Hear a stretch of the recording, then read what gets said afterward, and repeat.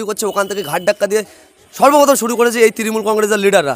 কর্ম করে খেতে দিচ্ছে না, সেখানে কোম্পানিরাও কী করবে? কোম্পানিরা যখন দেখছে লেবার পাচ্ছে না তখন বাইরের বিহারি লোক দিয়ে কাজ করাতে হচ্ছে।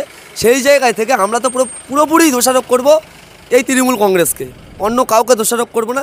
আইএসএফের পক্ষ থেকে দাবি থাকবে এতটুকুই, যে ম্যানেজার করেছে এই ব্যাপারটা, যে ম্যানেজারই ঘটিয়েছে, যার সঙ্গে ঘটিয়েছে, সে যদি আমাদের সঙ্গে যোগাযোগ করে বা আপনার ভিডিও মারফত আমরা দেখব কোন ব্যক্তি, তার সঙ্গে আমরা অবশ্যই যোগাযোগ করব করে কোর্টের মাধ্যমে। আইন কখনো কেউ আমরা হাতে তুলে নিতে পারি না, আমাদের নওশাদ সিদ্দিকী ভাইজান আমাদের কখনো আইন তুলে নিতে বলেনি।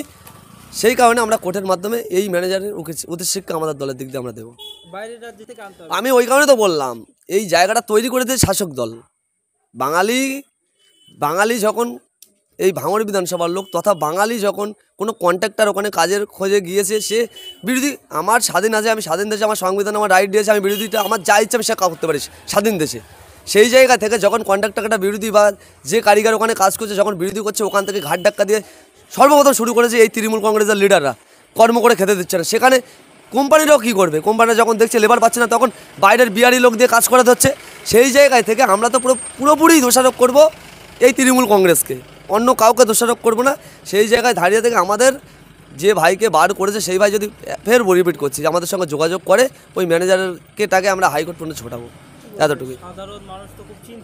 সাধারণ মানুষ চিন্তিত থাকবে, যতদিন এই চোর সরকার রাখবে ততদিন চিন্তিত থাকবে।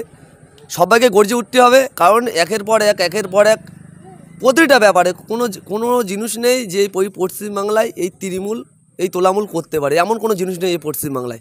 সেই জায়গায় দাঁড়িয়ে থেকে এই সাধারণ মানুষের দিকে এই কথাটা ছুড়ে দিচ্ছে যে আপনারা না জাগলে 2011 সালের পর থেকে এই তৃণমূল যা করা শুরু করেছে, নেক্সট যে 2026-এর পরে যদি জিততে থাকে, বাঙালিরা কর্ম তো করতে গিয়ে আজকে গলা ধাক্কা খেয়েছে, এরপরে বাঙালিরা রাস্তায় মাথা উঁচু করে বাঁচতে পারবে না। বাঙালিদের দেখলে বাইরের লোকেরা দেখবেন, এতটুকুই, কলকাতার বুকে চলে যাবেন, কলকাতায় গিয়ে দেখবেন বাঙালি বলে জিনিসটা উড়ে গেছে ম্যাপ থেকে। কলকাতায় যত যাবেন পাকসাকার বুকে সব বিহারি লোক বসবাস করছে, বিহার থেকে এসে। সে জায়গায় কোনো প্রবলেম নেই। কারণটা হলো এই, আপনাদের তপসিয়ার ব্যাপারটা নিশ্চয়ই জানেন, যে কসবা বিধানসভার যিনি বিধায়ক, আপনারা নিশ্চয়ই জানেন কে এবং ও কোথাকার লোক। অরিজিনালি উনি কোথাকার লোক, জাভেদ খান কোথাকার লোক, সেটা আপনারা মিডিয়া আছেন, মিডিয়া থেকে যাচাই করবেন। অ্যাকচুয়ালি উনি বিহারি, উনিও বিহার থেকে এসেছিলো। বিহারের লোক এখানে এসে এমএলএর এই তোলামূলের এমএলএ নেতৃত্ব দিচ্ছে।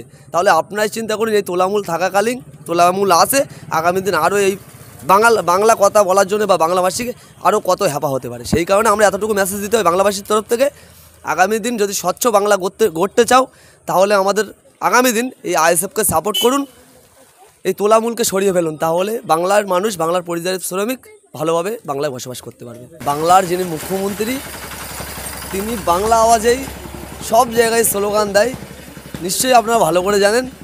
তারপরে বাইরের রাজ্যে থেকে আমাদের ভাঙড় বিধানসভায় এই ব্যাপারটা আসার জন্য আমরা তো সর্বপ্রথম দায়ভার করবো এই তৃণমূল কংগ্রেসের এই নটরাজ ক্রিমিনালকে, শওকত মোল্লাকে। কারণটা হলো এই, দীর্ঘদিন আগে থেকেই আমাদের যারা বিরোধী, টিএমসি ছাড়া বিরোধী পলিটিক্স করতো, তাদের কোনো কারখানায় যখন কোনো দিকে পেরে উঠছিল না, প্রতিটা কারখানা থেকে তাদের গলা ধাক্কা দিয়ে বার করা হয়। এমনকি আমারও অনেক জায়গায় কন্ট্যাক্ট চালাতাম, বিরোধী করার কারণে বার করা।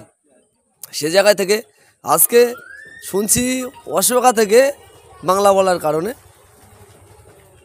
ম্যানেজার ঘাত ধাক্কা দিয়ে বার করেছে। এটা একটা নেক্কারজনক ঘটনা। তারপরও আমরা পুরোপুরি এই ব্যাপারটার দিকে তাকিয়ে, যদি যাকে ঘাট ধাক্কা দিয়ে বার করেছে আমাদের দিক দিয়ে যদি আমাদের সঙ্গে ভালোভাবেই সম্পর্ক বা যোগাযোগ করে, আমাদের বিধায়ক নওশাদ সিদ্দিকী ভাইজানকে দিয়ে ওই ম্যানেজারকে আমরা হাইকোর্টে দ্বারস্থ করাবো, এতটুকুই।